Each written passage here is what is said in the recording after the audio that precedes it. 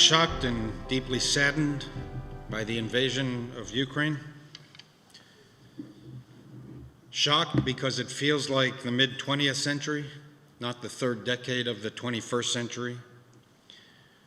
We thought that the days of authoritarian strongmen bestriding the narrow world like a colossus were over. We thought that the collapse of the Soviet Union heralded a new birth of freedom for war-torn Europe, and that even its weaker nations could be left in peace to be masters of their own fate. We assumed that the days of hulking war machines chewing up hallowed grounds and strewing wholesale destruction were gone forever, that we would never again see swollen rivers of refugees in the birthplace of Western civilization. We thought that especially the countries of Europe had left behind for good the brutality of the 20th century, that those days were over, they would never return. How quaint, how lovely. Such a fine statement on what human beings could be, if only they weren't human. Alas, history takes no shortcuts. It does not simply leap over its treacherously inconvenient parts. If we speed ahead too quickly, if we assume naively that human beings are forever changed, that we have evolved from the cataclysm of 70 million dead in a war to end all wars, and that we will never again engage in the folly of war on the European continent, that the deliberate annihilation of 6 million Jews forever extinguished Jew hatred, if we are so naive, we will be shocked again and again and again. And worse, we will find ourselves grievously unprepared, walking under the colossus' huge legs, peeping about to find ourselves dishonorable graves. Because at its most basic, the problem is not in this or that policy or even in this or that egomaniacal strongman. The fault is not in our stars, but in ourselves. It is the darn human race. We are so constructed as to make our climb out of the swamp exceedingly slow and acutely savage. There is no absolute good in human affairs. There is only relative good. Our tradition insists that freedom is better than subjugation, and liberty is better than oppression. And for this reason, Jews are commanded to support those who fight for freedom. Not because we believe that freedom fighters are perfect, but because they fight for a better cause than those who oppress. The Allies knew perfectly well that Stalin was a monster. But as Winston Churchill said, if Hitler invaded hell, I would make at least a favorable reference to the devil in the House of Commons. And once Hitler was defeated, the West turned its attention to containing successfully the Soviet Union. Now we are engaged in a renewed test of will between the democratic West and the non-democracies. That is what is at stake and is so starkly revealed this week in Eastern Europe. It is difficult to describe the opponents. They are a dangerous collection of authoritarian, power-grabbing, liberty-suppressing, nuclear-armed ideologies that threaten all who are free. Have no illusions. If Putin succeeds, And I say Putin because it is not at all obvious to me that the Russian people approve of this invasion. If Putin succeeds in suppressing Ukraine's aspirations to be free of Russia, it will not end with Ukraine. China is watching. North Korea is watching. Iran is watching. Belarus is already a Russian vassal. The Baltic states, the countries of the former Soviet Union, the Persian Gulf states, Israel and its rejectionist neighbors, all are watching to see if we have what it takes to defend our principles. In retrospect, it is clear that Putin's successful takeover of Crimea in 2014 with little opposition from the West was the first shot in this week's invasion. Perceiving Western weakness, sensing our domestic polarization that he himself helped to foment, and viewing America's return to a sane and traditional foreign policy after 4 years of America first, he chose this time to invade. The folly of America first brings tears of anger to my eyes. It is a perversion of American values. The United States is not perfect, far from it. We have made enormous mistakes and committed many immoral acts. But one lesson that we should have learned from the blood-soaked 20th century is that we cannot escape the world. It is either world order or world anarchy. And if it is to be world anarchy, it will find us and exact pain upon us. There is a price that must be paid to preserve liberty. It turns out that international alliances are important. It turns out that NATO is important. And it is not only a matter of studying history. Religion, too, instructs us that power-hungry authoritarians will not stop until someone stops them.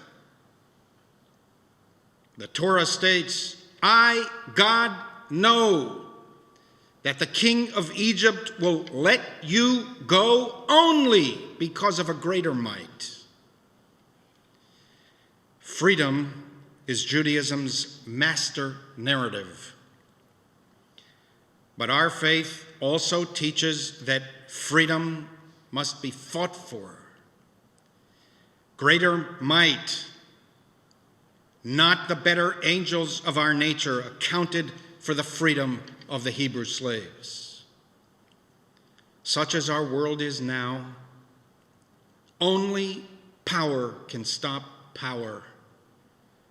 Pharaoh never relinquishes power on his own. The taskmaster must be compelled. I wish it weren't so. I wish that human beings would be so evolved by now as to make war obsolete. Peace is the original state of humanity. All was tranquil in the Garden of Eden. We yearn to get back to Eden. Paradise lost and paradise regained. But we learn from Jewish tradition that the Messianic era is beyond the horizon. There is still a very long way to go. Human progress is akin to trench warfare measured in yards, not in miles. Our sages assured us that we can get there. We can create a world where nation shall not lift up sword against nation, a world where every person shall sit under vine and fig tree unafraid. But we can get there only if we do not succumb to the temptation to leap over phases of history that must be slogged through. We are in for many years of struggle.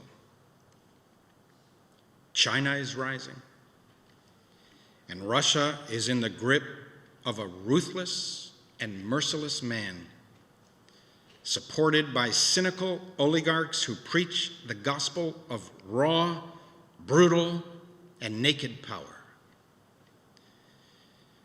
My ears perked up this week upon hearing Putin assert that Ukraine has no right to exist. It is, of course, the same accusation hurled against Israel by its enemies. See how dangerous is the poisoned arrow of illegitimacy aimed at the heart of another country? See how treacherous is the curse of delegitimation once released from the Pandora's box of all manner of human passions? Putin's belief that Ukraine is an illegitimate state propelled him to launch this savage war. Using the same language as Israel's enemies, he characterized the Russian effort as a denazification invasion. Ukraine's president is a Jew whose grandfather fought the Nazis in the Soviet army. But abject abnegation corrupts the better angels of our nature, fomenting our churning passions into a tempest of tribulation. In a sobering lesson to Israel and all those facing rapacious enemies, Russian and Western guarantees after the fall of the Soviet Union to honor Ukrainian security in exchange for releasing its nuclear weapons meant nothing. It was not even worth the paper it was written upon. Ukraine is alone, all alone. I feel overwhelming sadness today. Sadness for the people of Ukraine. I am naturally inclined to those who incline towards us, freedom lovers. Ukraine is a bountiful land with beautiful cities that will be chewed up by tanks and split apart by bombs. I cannot help but feel connected to Ukraine. Many of our ancestors, grandparents, great-grandparents came from there. Great Jewish teachers lived and produced Judaism there. I am aware of the troubling record of Ukraine and its Jews. I fear that as things deteriorate in Ukraine, that the old monster of Jew hatred will once again emerge from the shadows. There is a large Jewish community still in Ukraine, including progressive synagogues. I worry about them. For all those anti-Zionists in our ranks, know that there is no such person now in the whole of Ukrainian Jewry. The Jewish Agency is flooded with daily requests from Ukrainian Jews to get to Israel. Anti-Zionism is a luxury of those contently ensconced in heated lecture halls and comfortable quads. But for Jews in trouble, for oppressed Jews, for Jewish refugees, they all know that there is one place on earth that will take them in, one place they can call home, one place that wants them, one place they will be welcomed and embraced. Given the tragic, blood-soaked history of our people, if that is all that Zionism accomplished, Dayenu, that alone would be enough. I've been thinking all week about our synagogue mission to Russia and Ukraine in 2008. Those of you who were here in those times, do you remember? Ivan, you were on that trip.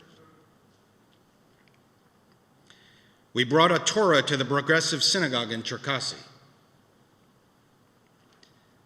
That was our centennial year when our congregation wrote a new Torah, the one chanted from every week by our B'nai Mitzvah students.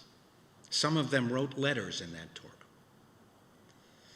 Upon completion of that scroll, we felt that we had an extra Torah with which we could do a great mitzvah, and decided to bring our sacred text to a new community emerging from the slumber of communist oppression. I wonder about them now. Where are they? Are they safe? Is our Torah scroll undamaged? I'm reminded today of the feelings I had 14 years ago on that plane back from Eastern Europe from that mission, on our final approach to JFK, looking down on gorgeous Long Island, the late afternoon sunshine shimmering on the blue ocean, the soft golden rays bouncing against the boats docked in the harbors and the yachts sailing the bays. I felt waves of overwhelming relief and gratitude spill over me. America looked so peaceful, so beckoning, and so miraculous. I thought to myself, I could have been born in Russia. My mother came from Russia and been subjected to the deprivation and soul-numbing stultification of communism and authoritarianism. I could have been born in Ukraine, where so many of our ancestors were confined by totalitarians to the Pale of Settlement, and whose descendants were slaughtered by successive waves of anti-Semites. As the wheels of the plane touched the ground of America, I remember thinking to myself, how manifold are my blessings. By some stroke of prescience, dumb luck, or simple good fortune, someone in my family's past made decisions that brought me here, to the land of the free, and the last best hope on earth. Shabbat Shalom.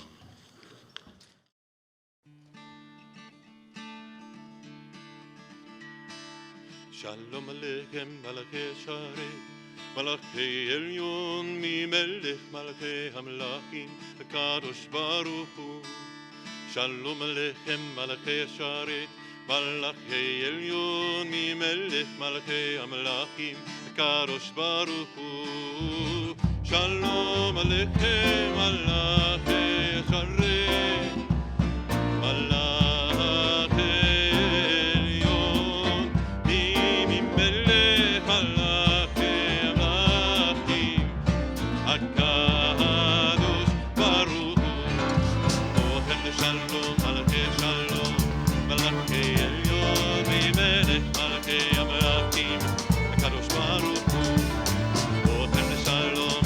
Shalom,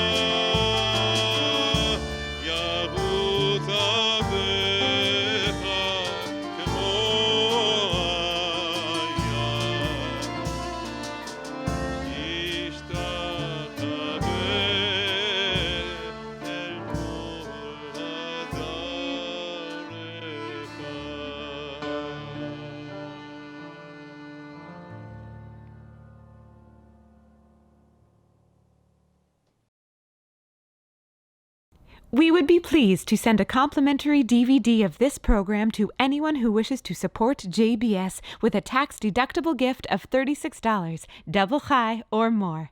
Simply visit the JBS website at jbstv.org and click on the Donate button to make a donation by PayPal or your credit card. And please indicate the program for which you would like a DVD. Or you can send your tax-deductible check to JBS, Post Office Box 360, Stamford, Connecticut 06904. Or you can call the JBS Pledge Line at 833-MY-JBS-TV. That's 833-695-2788. And again, please remember to indicate which program you would like to receive with our compliments. We thank you for your kind support.